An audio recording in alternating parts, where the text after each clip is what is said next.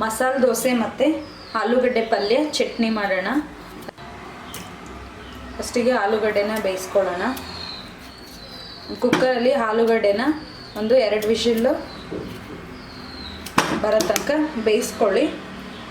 2 whistle ಬಂದಮೇಲೆ stove off ಮಾಡ್ಕೊಳ್ಳೋಣ. ನಾನು ಸಿಪ್ಪೆ ತೆಗೆದ್ಬಿಟ್ಟು ಆಲೂಗಡ್ಡೆನ ಆ್ಯಡ್ ಮಾಡ್ತಾಯಿದ್ದೀನಿ.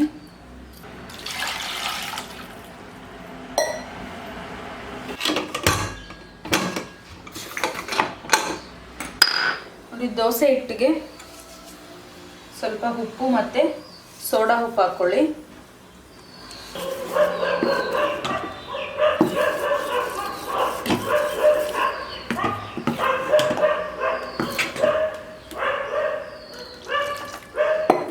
ತುಂಬ ತೆಳ್ಳಗಿರಬಾರ್ದು, ಸ್ವಲ್ಪ ಮೀಡಿಯಮ್ ಆಗಿರಲಿ, ಆವಾಗ ದೋಸೆ ಚೆನ್ನಾಗಿ ಬರುತ್ತೆ.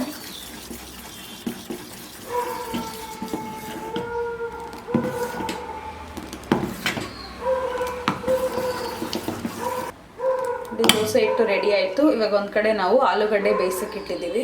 ಇವಾಗ ಚಟ್ನಿ ಮಾಡ್ಕೊಳ್ಳೋಣ. ಆಮೇಲೆ ಲಾಸ್ಟಿಗೆ ಆಲೂಗಡ್ಡೆ ಪಲ್ಯ ಒಗ್ಗರಣೆ ಮಾಡ್ಕೊಳ್ಳೋಣ. ತೆಂಗಿನಕಾಯಿ ಅರ್ಧ ಹೋಳಷ್ಟು ತೆಂಗಿನಕಾಯಿ ಹಾಕ್ಕೊಂಡಿದ್ದೀನಿ.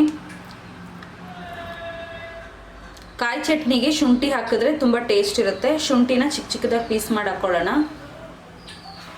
6 ಹಸಿಮೆಣಸಿನ್ಕಾಯಿ ತೊಗೊಂಡಿದ್ದೀನಿ.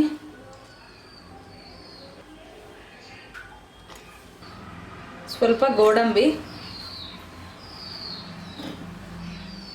ರುಚಿಗೆ ತಕ್ಕಷ್ಟು ಉಪ್ಪು ಆ್ಯಡ್ ಮಾಡ್ಕೊಳ್ಳಿ.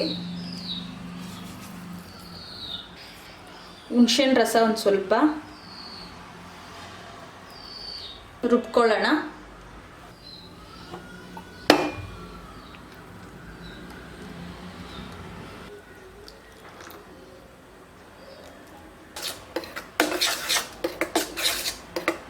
ನೋಡಿ ಚಟ್ನಿ ರೆಡಿ ಆಯಿತು. ಈಗ ಚಟ್ನಿ ಒಗ್ಗರಣೆ ಮಾಡ್ಕೊಳ್ಳೋಣ.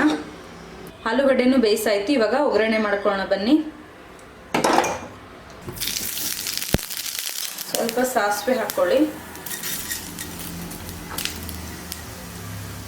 ಉದ್ದಿನಬೇಳೆ ಸ್ವಲ್ಪ, ಕರಿಬೇವು,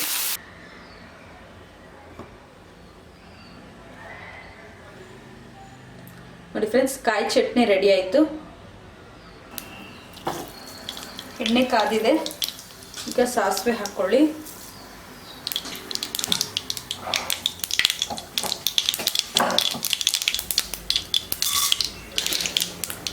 ಕಡಲೆಬೇಳೆ 1 ಸ್ಪೂನ್ ಹಾಕ್ಕೊಳ್ಳಿ, ಉದ್ದಿನಬೇಳೆ 1 ಸ್ಪೂನು,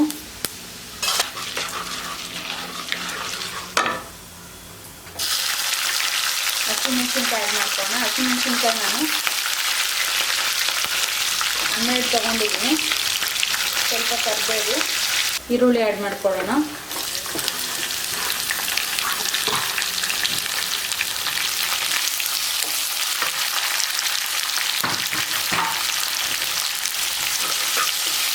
ಈರುಳ್ಳಿ 4 ಈರುಳ್ಳಿ ತೊಗೊಂಡಿದ್ದೆ, ಉದ್ದುದ್ದ ಕಟ್ ಮಾಡ್ಕೊಂಡಿದ್ದೀನಿ. ಆಲೂಗಡ್ಡೆ ಪಲ್ಯಗೆ ಉದ್ದುದ್ದಕ್ಕಿದ್ರೆ ತುಂಬ ಚೆನ್ನಾಗಿರುತ್ತೆ. ಇದು ಆಲೂಗಡ್ಡೆನ ಸ್ಮ್ಯಾಶ್ ಮಾಡಿ ಇಟ್ಕೊಳ್ಳೋಣ. ರುಚಿಗೆ ತಕ್ಕಷ್ಟು ಉಪ್ಪು ಆ್ಯಡ್ ಮಾಡ್ಕೊಳ್ಳಿ. ಸ್ವಲ್ಪ ಅರಿಶಿನ ಪುಡಿ ಹಾಕ್ಕೊಳ್ಳೋಣ.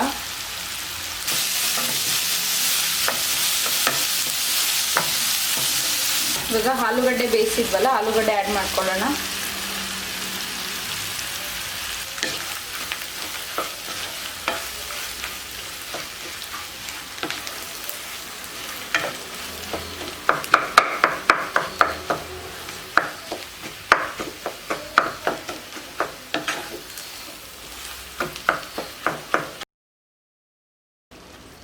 ಸ್ವಲ್ಪ ಕೊತ್ತಂಬರಿ ಸೊಪ್ಪು ಹಾಕ್ಕೊಳ್ಳಿ.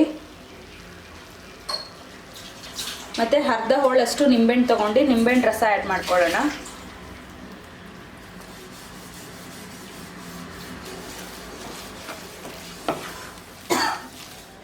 ಆಲೂಗಡ್ಡೆ ಪಲ್ಯ ರೆಡಿ ಆಯಿತು, ಚಟ್ನಿನೂ ರೆಡಿ ಆಯಿತು. ಈಗ ದೋಸೆ ಮಾಡೋಣ ಬನ್ನಿ. ಈಗ ದೋಸೆ ಮಾಡೋದಕ್ಕೆ ತವಾ ಇಟ್ಕೊಂಡಿದ್ದೀವಿ. ತವಾ ಕಾದಿದೆ. ಸ್ವಲ್ಪ ಎಣ್ಣೆ ಹಾಕ್ಕೊಳ್ಳೋಣ. ಇವಾಗ ದೋಸೆ ಮಾಡೋಣ. ಇಲ್ಲಿ 1 ಸೌಟಷ್ಟು ದೋಸೆ ಹಿಟ್ಟನ್ನ ತಗೊಂಡು